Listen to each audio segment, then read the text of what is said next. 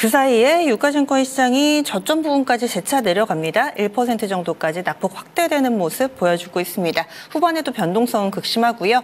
그러면은 오늘 장 어떤 부분 봐야 되는지 세 가지만 콕 집어 알려드립니다. 3포인트 토마토 투자클럽의 김영일 전문가 모셨습니다. 안녕하세요. 안녕하십니까. 예, 10월 한 달 전문가님은 좀 어떠셨어요? 사실 뭐 약간의 이제 쉽지 않은 장이었다라고 저도 생각을 하고 있습니다. 그러니까 이제 보통 그 개별주 종목 장세였다라는 이야기가 워낙에 많이 나왔잖아요. 시장에서 주도주는 확실하지 않고 계속해서 빠르게 순환이 나왔던 장세가 또 10월달 장세였고, 그러면서 지수 자체도 뭔가 상승이 나온다라기보다는 하락 후의 행보 이러한 그림이었기 때문에 뭐 전체적으로 대응하기에는 쉽지 않았다라고 생각을 하고 있습니다. 다만 그래도 11월 달에는 우리 증시의 트리거가 될 만한 재료들이 있잖아요. 사실 대선도 다음 주에 결과가 나오게 될 텐데, 사실 미국 대선이 어떻게 나오든 우리 시장에는 뭐 엄청나게 큰 영향이 있을 거라고는 보이지는 않아요. 그러니까 막 수혜받는 종목들이 막 순환이 나올 거라고 보고 있는데, 지수를 막 끌고 올라갈까에 대해서는 약간은 조금 회의적이죠. 그러니까 우리 시장에 현재 족쇄를 좀 걸고 있는 건 어찌됐든 저는 금투세라고 보고 있기 때문에, 대선 결과가 어떻게 나오든 사실 우리가 평가를 하고 있는 건 트럼프가 되든 해리스가 되든 결국에는 이번에는 자국주의 정책으로 갈 수밖에 없을 것이다 라는 이야기가 많이 나오고 있거든요. 그래서 트럼프가 되면은 예측하기가 조금 힘들다 뿐이지 결국에는 누가 되든 자국주의 정책이 펼쳐질 것이고, 그러면 이제 금투세 이슈인 건데 어찌됐든 분위기가 최소 유예 쪽으로는 흘러가고 있잖아요. 그래서 이 부분이 좀 트리거가 되면, 원래 11월 달은 전통적으로 강세장이었고, 그 다음에 뭐 대선이 끝나면 또 전통적으로 강세를 보이긴 했었고 일반적으로, 그 다음에 뭐 금투세까지도 어찌됐든 유예 정도로 좀 결론이 나면 폐지가 되면 좋겠지만, 그러면은 뭐 트리거가 될 수 있는 이슈들이 있기 때문에 그래도 10월보다는 기다릴만 하지 않나 생각이 됩니다. 근데 그 금투세도 사실은 1월 말쯤에 잡혀 있어가지고 내내 힘들지 않을까. 그러니까 참 뭐 하나 싶어요. 빨리 그러니까요. 결정을 내려줘야 되는데 1월 달 시행인데 11월 말에. 그러니까요. 여기까지 얘기하시죠. 네. 할 말은 다들 많으실 겁니다. 이렇게 다소 좀 답답한 장세인데 포인트 잘 맞추면은 그래도 또 수익 낼 수 있거든요. 첫 번째입니다. 오늘 삼성전자의 움직임이 상당히 중요하고 또 의미 있는 여러 가지 내용들 나오고 있습니다. 반도체 반등의 서막인 것인가? 물음표가 지금 계속해서 남아있죠. 느낌표로 바뀌면 좋겠는데, 컨퍼런스 콜 안팎으로에서 갑자기 뭐 3% 정도까지 오르더니 지금은 상승폭을 빠르게 반납하고 있는 상황입니다. 삼성전자 컨콜 그리고 또 실적 발표에서 중요한 점이 뭐라고 보세요? 일단은 오늘 저는 반도체 섹터 전체적으로 보면서 그래도 약간 이것 봐라 했거든요. 왜 이제 이것 봐라라고 생각을 했냐면, 지금 주도주가 부재한 상황이에요, 우리 시장에. 예, 2차 전지도 쉬어가고 있고 제약바이오도 또 차익 실현이 전체적으로 나왔기 때문에 전체적으로 쉬어가는 구간에 이번 주에 혹시나 좀 주도주로서 수급을 받아주는 종목이 상당히 중요해지겠다. 다음 주에 뭔가 좀 주도주의 역할을 해줄 수 있지 않을까라고 생각을 했는데, 오늘 어제까지는 트럼프 트레이딩이 계속해서 조금 움직이다가 오늘 같은 경우에 반도체가 완전하게 오전에서 오후까지 계속해서 움직이는 모습들이 나타나고 있습니다. 그리고 역시나 이러한 부분은 뭐 삼성전자의 반등이 약간 좀 의미가 있다라고 봐야겠죠. 이번 실적 같은 경우에는 뭐 만족스럽지 않게 나왔습니다. 전분기 대비해서 상당히 이제 대폭 또 이제 하락하는 그런 이제 또 영업이익이 나왔죠. 반도체 부분이 약간 3.9조 원 정도로 나왔기 때문에 실적 자체는 좋지 않았는데, 사실 삼성전자가 지금 안 좋다라는 건 다 알고 있는 상황이잖아요. 뭐 안에서 밖에서 전체적으로 좋지 않다라는 이야기가 나오고 있는 상황이기 때문에 특히나 이번 컨콜이 조금 중요했던 것 같습니다. 어찌됐든 이번 컨콜 같은 경우에는 우리 지금 잘못하고 있습니다. 그렇기 때문에 앞으로 잘하겠습니다. 라고 또 이제 이야기를 하는 자리였거든요. 그래서 그 이야기하는 자리에서 향후에 이제 어떻게 우리가 진행을 할 것인가에 대한 이야기가 나왔고, 결국에는 HBM에 대한 최근에 이제 엔비디아 향 조건부 이제 또 이 승인 소식. 요거는 사실 크게 의미가 없다라고 봐요. 그러니까 계속해서 이제 이 삼성전자가 HBM에 대해서 이제 또 콜 테스트를 통과하고 또 이제 공급하기 위한 노력들을 해왔는데, 결론적으로는 이미 뭐 선제자가 있잖아요. SK하이닉스라는 또 선두권을 차지하고 있는 기업이 있기 때문에 결론적으로는 엔비디아가 도장을 꽝꽝 찍어줘야 의미가 있지 않나라고 생각을 하고 있거든요. 다만 이제 이번에 삼성전자에서 중요한 과정을 완료했다 라고 또 이제 이야기를 했기 때문에 그러면 삼성전자가 그래도 어느 정도 격차를 좁혀 나가고 있는 것이 아닌가. 어찌됐든 이미 많이 벌어져 있는 상황이거든요. 그렇기 때문에 지금 상황에서 최대한 따라가는 것이 중요한데 이 부분에 대해서 엔비디아 향으로 공급이 이루어지게 된다라고 했을 때 그래도 삼성전자가 격차를 좀 메꿀 수 있는 것이 아니냐라는 이러한 기대감들이 조금은 이제 또 반영이 됐다라고 생각을 해야 될 것 같습니다. 그러면서 이제 삼성전자 같은 경우에는 아직까지는 저는 좀 두고 봐야 된다라고 생각을 하고 있어요. 말씀드렸던 것처럼 오늘은 잘하겠습니다라고 이야기를 하는 그러한 자리였기 때문에 결국 잘할 것들에 대해서 이야기를 할 수밖에 없는 상황이잖아요. 그러면 결국 이제 앞으로 엔비디아 향으로 정말 HBM이 공급이 될 수가 있는지 그리고 이번에 또 나온 이야기가 4분기 넘어가면서 HBM3E에 대한 또 공급이 다른 또 이제 고객사들에게 확대가 될 것이다 라는 이야기가 나왔는데 이 부분은 정말로 이루어지는지 요거를 또 봐야 될 것 같고요. 그 다음에 또 삼성전자가 최근에 문제가 되었었던 부분이다라고 한다면 내부 인사잖아요. 그러니까 내부 인사로 인해서 제때 투자를 하지 못하고 원가 절감에 집중을 했다라는 이야기가 이번에 또 최근에 내부 직원 인터뷰를 통해서 나왔죠. 그래서 네. 연말에 또 인사가 어떻게 또 이동이 되는지 이 부분도 우리가 한번 또 지켜봐야 될 것 같습니다. 그래서 삼성전자가 최장 외국인 매도를 멈추고 이번 주부터 매수로 약간 전환이 되기는 했지만 결론적으로는 주가가 바닥을 잡는 것과 올라가는 것은 전혀 다른 이야기고 특히나 지금 현재 시장에서 주가가 올라가기 위해서는 정말 확실한 무언가가 있어야 된다라고 저는 생각을 하거든요. 성장성이 있던지 아니면 확실하게 재료가 있던지 둘 중에 하나 정도는 나와줘야 되는데 아직까지 눈으로 확인된 것은 없다라는 점. 다만 최근에 삼성전자가 반등이 나오고 있는 것은 그래도 어느 정도 저가에 대한 매력도는 나타날 만한 단가 그 다음에 추가적으로 이번 컨콜에서 어느 정도 이제 이 앞으로 우리가 해 나갈 것들에 대해서 이야기를 했다라는 점 정도로 우리가 해석을 해야 될 것 같아요. 그래서 아직까지 삼성전자 저가 매수하자라고 했을 때 그렇게 매력적인 구간은 아니다라고 생각을 하고 있습니다. 좀 더 눈에 보여지는 게 있어야 되고 반도체는 지금 눈에 보이는 것들이 있어서 상승이 나오는 종목들이 분명하게 있잖아요. 사실 지금 SK하이닉스 매매할 거냐 삼성전자 매매할 거냐라고 하면 저는 오히려 SK하이닉스 지금 조정 나오고 있잖아요. 네. 오히려 저가 매수를 준비를 할 것 같습니다. 지금 HBM 쪽으로 실적이 실질적으로 잘 나와주고 있기 때문에 그리고 영업이익이 7조가 나왔는데 현재 단가 수준은 어느 정도 저평가되었다라고도 저는 평가를 하거든요. 그래서 어느 정도 조정이 나왔을 때 저가 매수를 준비를 하면 저는 좋을 것 같아요. 그리고 지금 에이징 랜드 같은 이러한 기업들, TSMC의 실질적인 파트너 기업, 그러면서 또 최근에 SK 하이닉스가 또 이제 이 테슬라 향으로 ESSD 공급에 대한 또 수혜를 받는다라든지, 혹은 HBM 쪽에 대해서 오늘 또 의미가 있었던 게 소부장 기업들이 또 같이 올라가잖아요. 이제 테크윙이라든지 엑시콘 이러한 기업들, 네. 테크윙 같은 기업들도 지금 올해 연말에 이제 또 여러 고객사들을 통해서 새롭게 큐브 프로브라는 또 HBM 검사 장비가 또 양산 준비를 하고 있죠. 그래서 이 부분도 그러면은 캐파 증진에 대한 기대가, 그러니까 반도체는 지금 잘 팔리는 쪽은 계속해서 잘 팔리고 있고 고성능 반도체 쪽에 수요가 쏠리는데 지금 그에 대해서 성과를 나타내주는 기업들이 있거든요. 그래서 굳이 삼성전자를 미리 잡을 필요는 없다. 우리가 실질적으로 지금 현재 상황에서 시장에 좀 관심도를 끌어올리는 기업들에 대해서 준비를 해야 된다라는 점. 관심도가 없으면 오늘 HPSP랑 예스티 같은 경우에도 난리가 났었잖아요. 네. 요게 이제 내용을 보니까 이제 또 특허권에 대한 또 이제 소송 이야기가 나왔는데 승소했다라는 기사가 잘못 올라왔나 봐요. 그래가지고 이제 예스티가 한 차례 급락이 나왔다가 지금 또 이제 약간의 어느 정도 저가 매수가 나오고 있는 상황인데, 그만큼 지금 시장은 특히나 선별이 더욱더 중요하다라고 생각을 합니다. 결국에는 눈에 보이는 것들이 어느 정도 있어야 되고 눈에 보이는 것들을 기반으로 해서 앞으로의 성장성이 어느 정도 기반이 되어야 결국에는 주가 상승이 나올 수 있다. 라는 점을 생각을 해주시고, 반도체 같은 경우에는 확실하게 선별적으로 접근해야 수익을 또 볼 수 있는 섹터가 되었으니까 선별적으로 접근을 하시는 게 중요하다 생각이 됩니다. 저는 오늘 삼성전자의 이야기라든지 반도체 움직임을 보면서 오랜만에 올라서 좋다라고 느끼시는 분들도 계셨겠지만 반도체에 대한 투심이 별로 좋지는 않구나라고 느꼈던 것이, 삼성전자가 4분기에 우리 HBM 양산해서 판매할 겁니다라고 해서 그 부분을 인정을 해줬으면 삼성전자는 더 오르고 하이닉스는 더 빠지면 뭔가 좀 이게 의미가 있나 보다 할 텐데, 삼성전자가 많이 오르지 않은 상태에서 하이닉스는 많이 빠지니까 시장이 악재에만 예민한가라는 생각을 하게 되더라고요. 지금 지금 시장에서 삼성전자 얘기를 뭐 100% 믿는 것 같지도 않은데 그런데 하이닉스는 왜 이렇게 빠지는 건가요?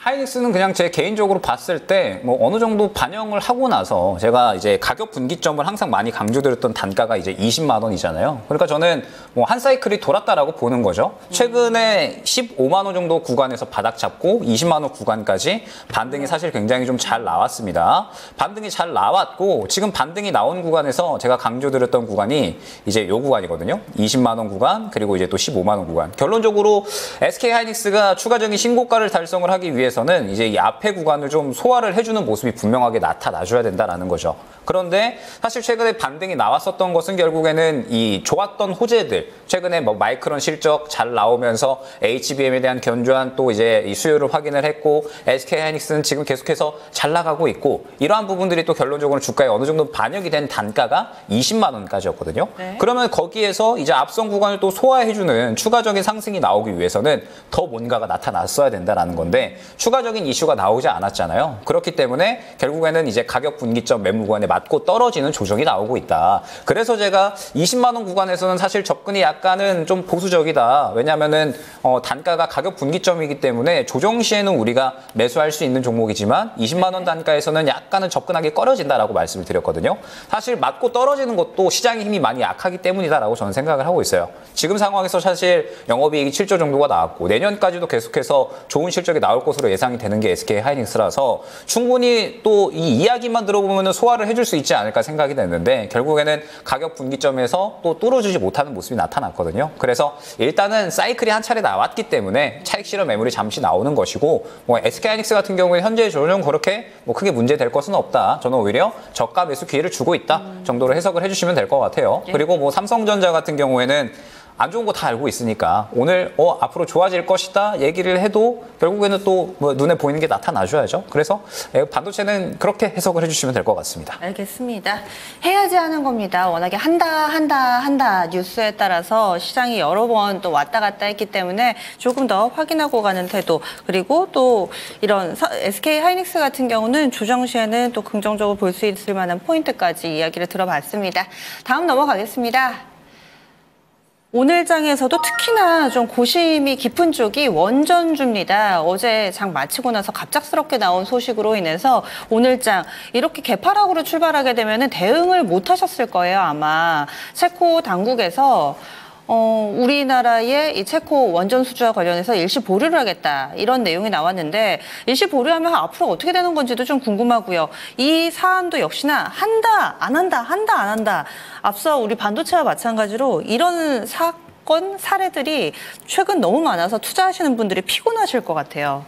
앞으로 원전주 어떻게 되는 건가요? 이렇게 되면. 그러니까 이제 원전주들 같은 경우에는 제가 항상 수익 보기 쉽지 않은 섹터다라는 것을 많이 말씀을 드리거든요. 그러니까 반드시 좀 트레이딩이 가미가 되어야 되는 섹터예요. 왜냐하면은 어떤 이야기거리가 나올 때 시장에 관심을 받다가 순식간에 차익 실현이 항상 나와버리는 섹터가 원전주거든요. 그래서 제가 최근에 원전주 보실 거면은 G2 파워 보셔라라는 말을 또 이제 말씀을 많이 드렸는데 두산 에너빌리티가 전통의 대장주라고 한다면 최근에 그래도 수혜를 받았었던 쪽, 가장 수급이 쏠렸었던 쪽은 G2 파워였습니다. 근데 G2 파워 같은 경우에도 지금 보게 되면 딱 매물 구간 맞고 떨어지면서 차익 실현이 나와버리고 있는 상황이에요. 즉 지금 원전주들은 심리 자체가 정리하고 가야지라는 심리가 어느 정도는 형성이 되고 있다라고 봐야 되거든요. 그러면 지금 이제 원전주들 같은 경우에 얼만큼 쉬어갈 것이냐. 지금 체코와의 최종 계약에 대한 이슈가 3월까지였잖아요. 그러면서 이제 우선 협상자로 우리가 선정이 된 건데 웨스팅하우스가 또 이제 태클을 건 거죠. 그리고 이 웨스팅하우스의 태클은 결론적으로 앞으로 계속 될 수밖에 없지 않을까. 우리 정부에서 어떻게 해결을 하지 않는 이상. 결국 이제 웨스팅하우스가 태클을 거는 것이 1990년대, 80년대 이때부터 계속 협력을 해왔었고 그러면서 원천 기술이 결국적으로는 본인들의 또 기술이다. 이러한 이야기들을 하면서 지금 이번에 체코 원전 수출권에 대해서도 원천 기술이 우리 거니까 또 계속 이제 이의 제기를 하는 거죠. 그리고 체코 같은 경우에는 미국의 이야기를 또 이제 안 들을 수가 없으니까 결론적으로는 또 보류하겠다라고 이제 이야기를 하는 거죠. 그래서 결론적으로는 또 미국하고 협상이 되어야 되겠죠. 근데 저는 약간 우려스러운 게 뭐냐면 이번에 트럼프가 원전 쪽에 대한 정책을 내놨잖아요. 즉 지금 원전 쪽은 어느 나라든 잡고 가야 되는 미래 사업이죠. 앞으로 이제 전력 인프라가 계속해서 확대가 되어야 되고 지금 AI로 인해서 전력 수요가 계속해서 올라가고 있으니까. 근데 트럼프가 약간의 이제 자국주의 정책에 완전히 또 이제 몰려 있는 상황인데 과연 지금 이러한 상황에서 웨스팅하우스가 계속 태클을 걸고 있는 상황인데 웨스팅하우스가 태클을 걸고 있는 게 원천 기술에 대한 부분이잖아요. 그래서 웨스팅하우스랑 예전에 또 협력을 한 적이 있었죠. 협상을 했었던 게 예전에 한 15년 정도 전에 발악한 원전이었을 거예요. 그때 결국에는 웨스팅하우스가 또 시공할 수 있게끔 협상을 해서 결국에는 또 이제 또 정상적으로 시공을 했었던 이력이 있었거든요. 그래서 아마 앞으로도 원전에 대한 이슈는 우리가 이제 결론적으로 웨스팅하우스의 태클을 계속해서 조금 어느 정도 받아들일 수밖에 없다라고 봐야 될 것 같아요. 그래서 이 부분을 미국 정부하고 또 어떻게 협상을 해 나가느냐가 중요할 것 같습니다. 이번에 체코 원전 같은 경우에는 우리의 신기술로만 만들었기 때문에 웨스팅하우스와 상관없다라고 하는 게 또 우리 정부의 입장이거든요. 그런데 또 이제 웨스팅하우스는 그게 아니다라고 이야기를 하고 있고 이게 또 결론이 나려면 몇 년이 걸려요. 맞아요. 그래서 앞으로 원전주들을 접근을 할 때 트럼프가 되면은 더 문제가 될 수가 있는 거죠. 그렇죠. 왜냐하면은 트럼프 입장에서는 원전 사업은 잡고 가고 싶을 테니까 그러면은 트럼프가 되면은 계속 태클을 걸 수밖에 없는 거고 이거는 해리스가 되더라도 큰 차이가 없지 않을까. 결국 미국 같은 경우에는 세계 첨단 산업을 다 본인들이 주도하고 싶어 하니까. 그래서 원전주들은 향후 웨스팅하우스의 이 문제가 우리가 해결되기 전까지는 계속해서 트레이딩이 가미가 되어야 된다라는 거죠. 결국에는 이슈가 되면 결론적으로 어느 정도 또 이제 상승이 나올 수가 있겠지만 결국에는 또 이러한 또 악재가 나와버리게 되면 순식간에 차익 실현이 나올 수밖에 없는 거거든요. 그래서 앞으로 원전 같은 경우에는 뭐 전력 인프라, 전력 수요 증가에 따라서 꾸준하게 시장에서 주목을 받을 겁니다. 그런데 결국 그때그때 맞추어서 수급에 따른 트레이딩이 가미가 되어야 되기 때문에 예를 들어서 제가 G2 파워를 만약에 대응을 했다라고 하면 이렇게 대응을 했겠죠. 최근에 수급이 들어갈 때 원전주들 체코 원전 수주에 따른 또 수급을 받네? 그럼 한번 관심을 가져봐야지 라고 했다가 물량 잘 들어가 줬으니까 급등이 나왔죠. 그러다가 매물 구간에서 차익 실현 나와버리네? 그러면은 슬슬 한번 정리하고 가야지. 이런 식으로 트레이딩에 대한 기준이 확실하게 잡혀 있으셨던 분들은 원전주에 대한 대응이 가능하셨을 것이다 라고 생각이 되는데 그렇지 않으셨던 분들은 또 대응하시기가 쉽지가 않았겠죠. 맞아요. 그럼 이만큼 차익 실현이 나왔으면 또 몇 개월 정도는 쉬어갈 수가 있는 게 원전이거든요. 그래서 일단 지금 같은 경우에 접근하셨던 분들은 일단 정리하고 가시는 게 좋지 않을까라고 생각이 되고 향후에 다시 한번 이야기가 나올 때 결론적으로는 또 추가적인 접근을 하시는 게 좋지 않을까 생각이 됩니다. 고점에서 못 팔았다고 아쉬워하지 마시고요. 일단은 이 체코발 원전 모멘텀은 한풀 꺾이는 모습이니까 지금이라도 좀 정리를 해주시는 게 어떨까? 김혜우 전문가 의견 들어봤습니다. 다음 마지막 포인트 넘어가겠습니다. 마지막으로 봐야 될 부분은 2차 전지입니다. 오늘장 비교적 견조하게 움직임을 가져가고 있습니다. 특히나 그동안에는 또 2차 전지 내에서 상대적으로 탄력이 약했던 LNF가 요즘에 조금씩 달라진 모습을 나타내고 있죠. 그리고 반도체 움직일 때 2차 전지 잘 안 가는데 LG에너지 솔루션 같은 경우도 오늘장 안 밀립니다. 2차 전지 하나둘씩 3분기 실적도 나오는데요. 반응 그리고 또 오늘 에코프로 그룹주들 무더기로 실적을 내놨잖아요. 이런 부분들에 대한 해석 또 알려주세요. 저는 당분간 2차 전지는 좀 철저하게 박스권 대응을 해주셨으면 좋겠어요.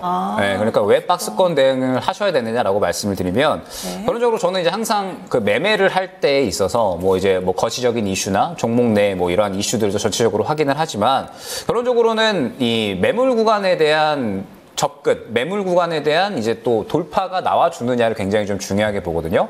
그래서 최근에 LG에너지 솔루션 같은 경우에도 가격 분기점을 돌파를 해주느냐, 그렇지 않느냐가 굉장히 중요하다라는 부분을 많이 강조를 드렸습니다. 지금 LG에너지 솔루션 같은 경우에 보게 되면 굉장히 중요한 이제 또 이 매물 구간이 이 구간이라고 보시면 되거든요. 앞선 구간에 상당히 두터운 매물 구간이 형성이 되어 있고, 결국에는 최근에 뭐 테슬라에 대한 수주권들이라든지 그 다음에 실적 바닥 잡고 올라올 수 있다라는 기대감들, 이러한 것들이 형성이 되었음에도 불구하고 결국 이 중요한 매물 구간을 뚫어내지를 못했습니다. 그리고 지금 그러한 모습들은 전체적으로 다른 뭐 에코프로 그룹주들이나 혹은 포스코 그룹주들 모두 다 마찬가지죠. 전체적으로 다 같은 구간, 같은 매물 구간을 지금 다 형성을 하고 있는 상태에서 이 매물 구간 고점을 다 못 뚫어내고 있는 상황이거든요. 그럼 지금 상태에서 2차 전지는 무언가 이 매물 구간, 워낙에 두터운 구간을 뚫어낼 수 있을 만한 이슈가 나오지 않는다라고 하면 계속해서 저점 잡았다가 반등 나오면 또 박스권 고점까지 가고 그 다음에 또 박스권 고점에서 못 뚫면 또 다시 한번 조정이 나오는 이러한 그림이 계속해서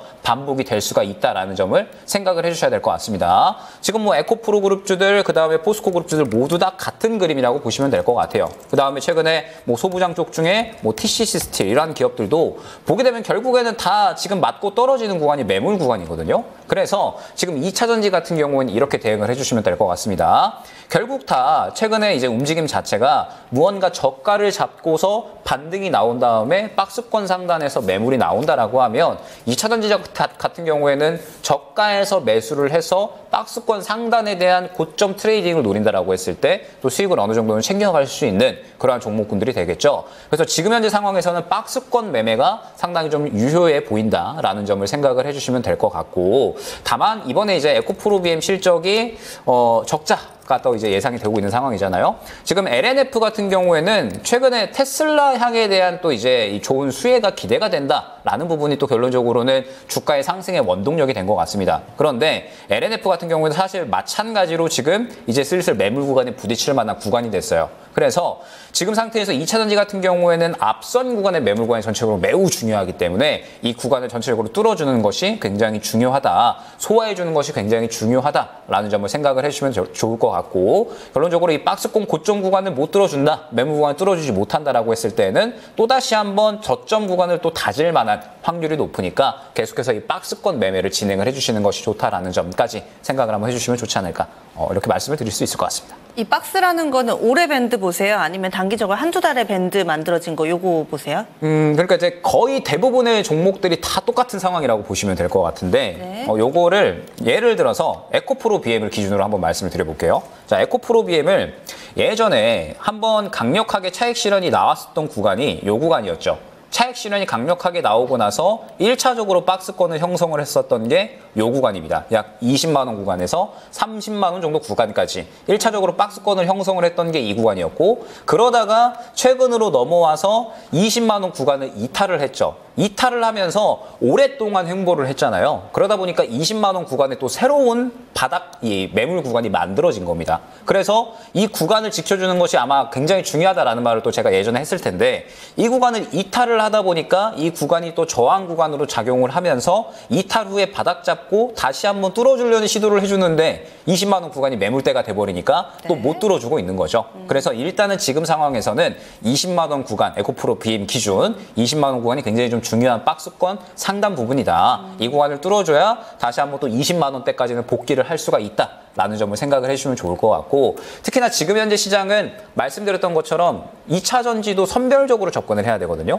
반도체도 결국 상승 나오는 쪽은 어디냐라고 했을 때 확실하게 성장성이 담보가 되는 쪽이라고 생각을 해주시면 될 것 같고 2차 전지도 마찬가지로 지금은 성장성이 어느 정도는 담보가 되는 쪽으로 접근을 하셔야 결국에는 또 수익을 챙길 수가 있지 않을까 생각이 됩니다. 현재 시장이 녹록치가 않기 때문에 결국에는 또 어느 정도 수익성이 담보가 되는 쪽에 접근을 하셔야 또 우리가 수익을 챙겨 나갈 수가 있다라는 점을 생각을 해주시고 2차전지 전체적으로 뭐 소부장이든 양극재든 뭐 음극재든 모두 다 박스권을 형성을 하고 있는 상황이기 때문에 매물대에 맞추어서 대응을 하는 것이 또 특히나 중요하다라는 점을 생각을 해주시면 될 것 같습니다. 네, 마냥 쭉쭉 뻗어 올라가겠지라는 막연한 기대보다는 박스권 대응 전략 필요하다. 2차전지에 대한 시각까지 알아봤습니다.